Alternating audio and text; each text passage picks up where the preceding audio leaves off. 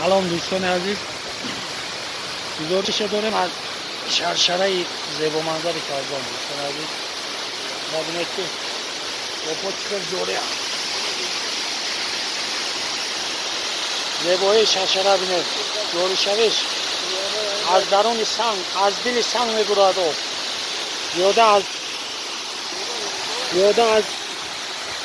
200 متر بلندی دارد. دوستان عزیز زیبایی شرشره کازان. من برادر عزیزم حاجی اسدالدین، حاجی کرام‌الدین، من دوستان عزیز من زیبایی شرشره بینید.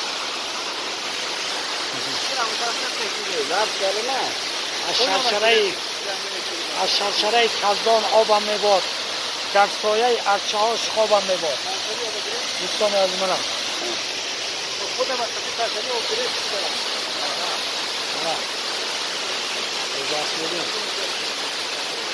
بهترین جا، بهترین منظره طبیعت.